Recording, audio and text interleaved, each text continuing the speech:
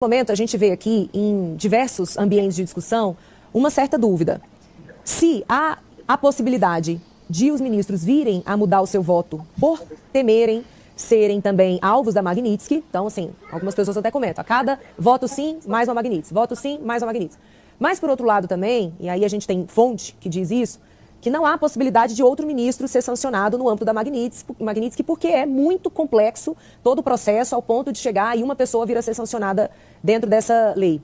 Qual que é a sua opinião, deputado? O senhor acha que ainda há uma possibilidade de mudança de votos por causa do receio da Magnitsky ou não? O senhor acha que já está dado e a quantidade Magnitsky mesmo só para o ministro Alexandre de Moraes e possivelmente para sua esposa?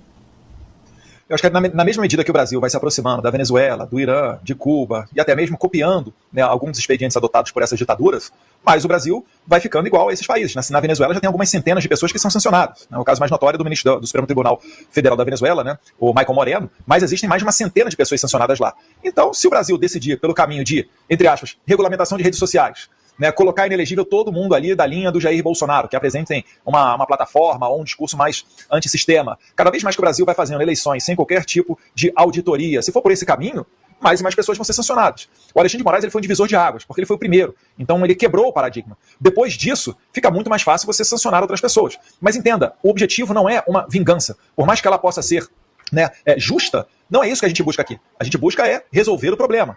Por isso que às vezes a gente até foi criticado, porque alguns dos nossos apoiadores queriam que fosse sancionado todo mundo. Eu falei, calma gente, não é assim.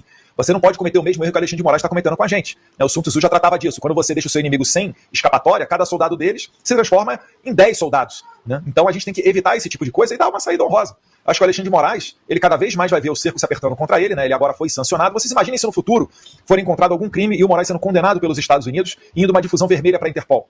O Moraes vai ter o mesmo destino do Michael Moreno. O Michael Moreno é um juiz corrupto que atendia todas as ordens do Hugo Chávez, prendia todos os opositores políticos do Hugo Chávez, e hoje em dia não pode sair da Venezuela. E agora a Venezuela está cheia de porta-aviões aí, né, destroyers, na porta deles, né, até a caça F-35.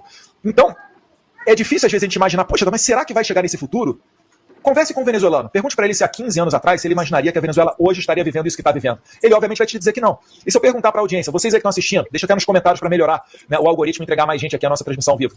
Você que está nos assistindo, há 5 anos atrás, se eu falasse para você que a gente teria deputado federal preso por fazer um vídeo, que foi indultado e o indulto foi cancelado, com o presidente Bolsonaro para tomar 40 anos de cadeia até, eu exilado, né, jornalista que não pode retornar para o Brasil, etc e tal, você acreditaria?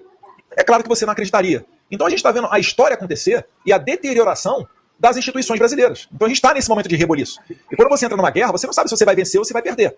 Mas eu estou disposto, né, a estar ali indo às últimas consequências. Como vocês viram lá nas mensagens vazadas pela Polícia Federal, do celular do meu pai, em mais um Phishing Expedition, vocês viram ali eu falando, olha, eu não quero que os meus filhos falem inglês, né, como língua nativa, original. É claro, se for segunda língua, beleza, tudo bem. Mas eu quero voltar pro Brasil, poxa. É pegar uma praia, é tomar uma caipirinha, é ir na igreja dos meus amigos, é jogar futebol com a galera. Então eu estou aqui nos Estados Unidos, espero, né, poder voltar quando a gente desejar, mas antes a gente tem que resolver um dever de casa ali que se chama anistia.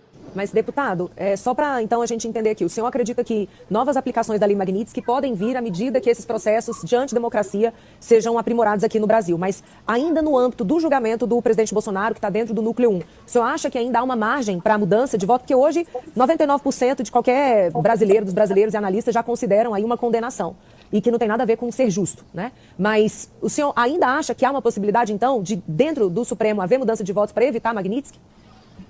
Eu não sou muito esperançoso com relação à mudança de votos, não. Mas para a extensão das sanções, seja através de Lei Magnitsky ou outras sanções, eu acredito que sim. Eu acredito que eu diria até que é provável. Mas, mais uma vez, eu não falo pelo governo americano, né? E, enfim, isso aí depende exclusivamente deles, da interpretação que eles vão ter. Mas no que depender de mim, por que você não vai sancionar as pessoas que dão respaldo ao violador de direitos humanos? O cara que botou no mesmo processo, né, botou o Clezão na cadeia e assassinou ele. Eu vi outro dia lá, tem um preso do 8 de janeiro que está com lepra, começou a ter os dedos amputados. Né? Ou o Daniel Silveira, que fez uma cirurgia no joelho, deu lá uma hemorragia interna ou não sei o que, e ficou naquela dúvida, leva ou não leva para um outro hospital, para outros exames, etc. E tudo tem que passar pelo Moraes, e o Moraes trava tudo. Então, para quem compactua com isso, eu vejo que os americanos